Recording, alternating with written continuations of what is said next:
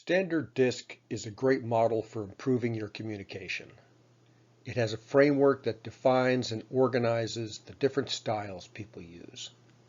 You take that knowledge and use it during conversations to communicate better between different styles, which are not all easily compatible.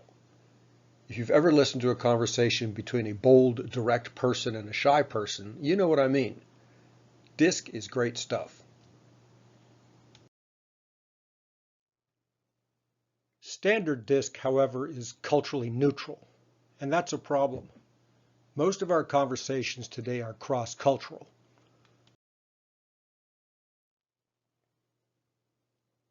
I'm sure you've seen the identity iceberg.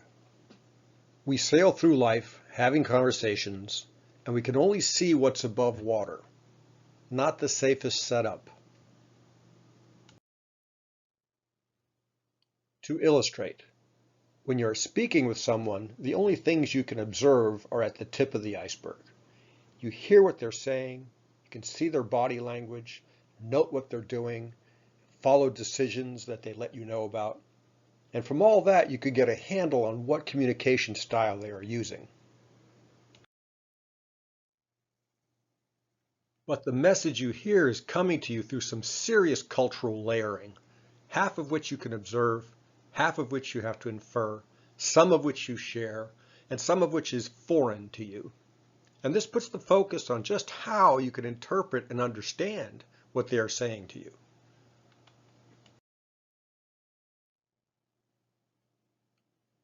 And those layers of cultural similarity and difference rest on an invisible foundation of values.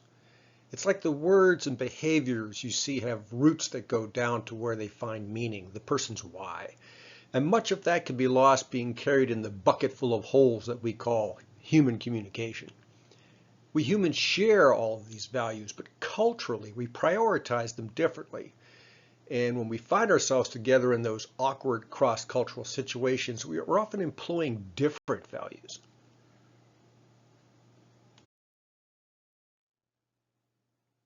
Let's look at an example. I'll describe a conversation, then we'll analyze it using Global Disk. We will follow a three-step pattern. What am I hearing? What style am I hearing? How am I to interpret it culturally? What is the person's why? Some guy is speaking directly, frankly, right at me, detailing my mistakes. I find it off-putting.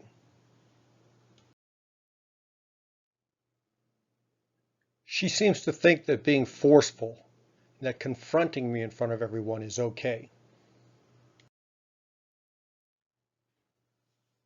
Generally, I don't like being told what to do, but in this situation, I don't take it personally. Her stripes tell me that she's my superior. And objectively, she's right. I know that when we go out on patrol, she would take a bullet for me. And if we keep our squad tight, maybe no one will have to get shot.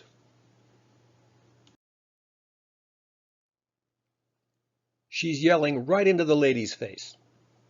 Typical D behavior, very assertive. But D is not about people, it's about tasks. It's not one person yelling at another person in a sort of, punishment or correction.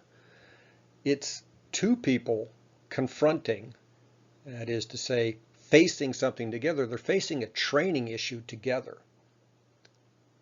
And the D person's attitude would be, if you can't stand the heat, get out of the kitchen.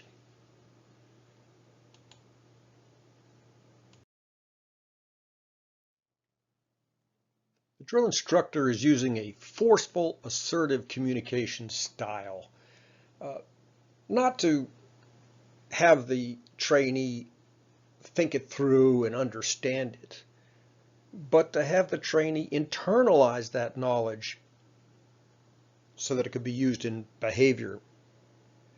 And they're using it looks like a confrontational style, but it's really a challenging style. The confrontational style implies that you're looking for compliance.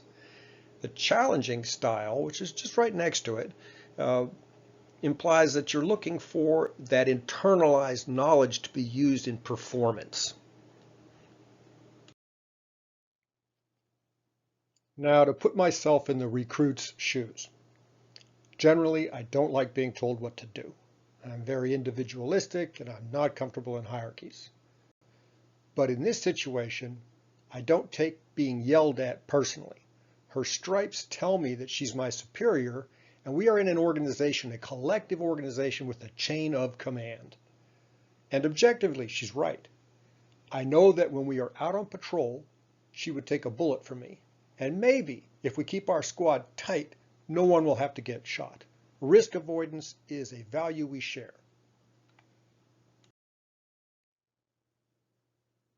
There you have it, a short tour of Global Disc.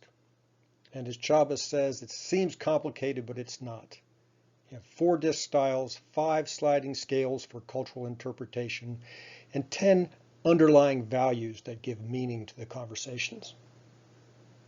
There's really only one other critical thing to say, and you may have noticed that my cross-cultural example wasn't between 2 countries. I used a civilian military example. Intercultural does not mean international. Or to put it better, cross-border communications are just one subset of all the cross-cultural communications we engage in. You are probably a member of 20 different cultures just being you. And if you look at today's workplace, with its jobs and professions, with its diversity of subcultures and personalities, and its multicultural and often international remote meetings, Global Disc applies as well and better than standard disc once did.